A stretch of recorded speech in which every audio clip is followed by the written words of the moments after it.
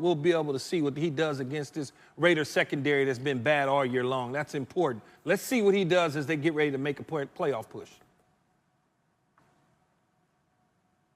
I'm with you. Look, I'm looking at the other side of the ball for the Dolphins. This defense has been a defense that's been driving a lot of turnovers, giving a lot of short fields, and being able to sometimes get in the end zone as well. Derek Carr and this offense presents a challenge, but I'm looking forward to seeing this front from the Miami Dolphins get after the Raiders and Derek Carr, who's hobbled, and this secondary versus Ruggs and Waller and all of those guys, see if they can continue to stand up and turn the football over as well. Yeah, two things I'm watching this game. One, if the Raiders are going to win, I'll give you the two names that have to play well to do it. Nelson Aguilar and Foster Moreau. I think this is a difficult matchup for the Dolphins defensively. Waller's really, really, really good, and those corners are long, so they'll get tested. But I think you can get after their nickel, and I think you can get after their linebackers in the pass game. Those two guys have to play well if Las Vegas is going to win. Then Tua. Last week I thought he played really well given what the game was needed. If Gesicki and Devontae Parker are back, I want you to push the ball downfield a little bit more. This is a defense that you can't. Well, Laura, if you look at the Minnesota Vikings, they ruled out a handful of players today. They'll be without Eric Kendricks, their excellent linebacker, who would be key to slowing down a guy like Alvin Kamara. They'll be without tight end Kyle Rudolph, who has been declared out. They'll be without Alexander Madison, and even their other backup running back, C.J. Ham, is questionable for the game. So the Vikings are missing some key players. On the flip side, New Orleans has some question marks at the wide receiver position. Today, the Saints placed Traquan Smith on injured reserve. Michael Thomas already on injured reserve. So now the Saints have Michael Thomas and Traquan Smith on injured reserve. They're going to need one of their young wide receivers, albeit little Jordan Humphrey or Jawan Johnson, to step up and make some big plays on Christmas Day against the Minnesota Vikings, as New Orleans is shorthanded at wide receiver right now. Yeah, it's a really good point, Adam. And Key, speaking of those young receivers, do you have confidence in Drew Brees, knowing what we saw last week? He looked, it could have still been the injury, but he did not look like the Drew Brees that you would want to see right now. No, he didn't. Less than 50% throwing the football. He didn't look the same at all. But you got to have confidence in the young receivers. But Drew Brees has got to get them on the same page. There's no Laquan Smith there. There's no Michael Thomas. That's key to them. But there's Alvin Kamara. And when you think about it, you got one of the better players of all the National Football League on your team despite position. Drew Brees has been here before, but that's not important to me. What's important is, can you get over Minnesota spanking that butt the last 3 times out? Can you get over that? They've had their number 3 straight times. Can somehow Sean Payton and that cast of characters in New Orleans figure out how to finally beat the Minnesota Vikings? Yeah, sometimes seeing is believing. And then sometimes the most real things in the world are the things we can't see. I know the Saints are really good, right? Like, they're a team in the NFL that I'm like, I know what they are. But then there is a great variable of unknown. I have been seeing Drew Brees and Michael Thomas play together since September. I mean, this team is 10-4, and they've played 2 games together. Like, so that's, for me, it's like I understand that this is a championship caliber football team, but there's that unknown that I just can't see. I haven't seen it this year. Drew's going to be a lot better from last week to this week. If you watched the Chicago-Minnesota game, Chicago ate them up in the play-action game. And something that this offense does really well and needs to do this weekend to help those receivers maybe get some of those chunk throws, to help them get themselves open, to create that void in pass concept, is for that play-action pass to be dominant against Minnesota. Minnesota's got nobody playing on defense right now. So this is a great game for Drew to get his second week back, for that play-action pass to be a huge part of their game, some of those young receivers to get some chunk passes, and then kind of force themselves or get right headed into the playoffs. Man, I don't know if you've been writing poetry or songs or whatever, but you trying to be like a little wordsmith today. I don't know what's popping. I mean, he's it doing it on good, purpose, Marcus. But it's movie quotes. This is the new day. It's called Christmas movies, bro. Okay, listen.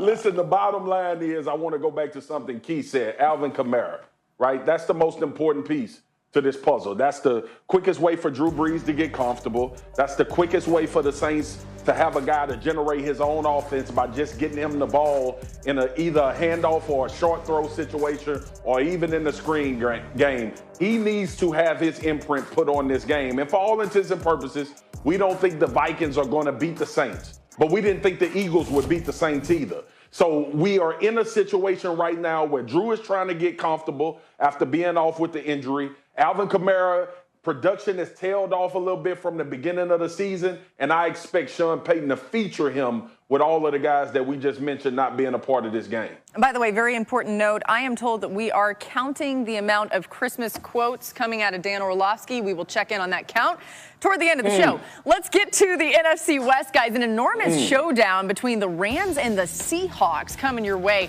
And the Rams are still wondering, how did they lose to the Jets? Man, Russell Wilson's season as well has taken a turn that didn't seem possible at some points early on. He was squarely in the MVP conversation. It's real hard to figure out which version of each NFC West team you're going to get each week, to be totally honest. But when they played before, which we can look at that, the Rams pass rush got after Russell Wilson in Week 10, pressuring on a season high 46% of his dropbacks. They did it without blitzing that much, by the way. Against the Rams' standard four-man pass rush, Wilson completed just 52% of his passes with 2 picks, also posting season lows in QBR and yards per dropback on such plays. So, guys, this is a huge matchup, and we really struggled with our picks here. Everyone kind of going back and forth a little bit and ultimately deciding. All right, Dan's shaking his head. He says he's completely 100% on his pick. So, Dan, who are you taking in this game?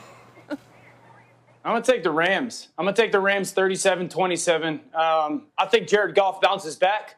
I think he values the football. I'm going to take the Rams to win this football game.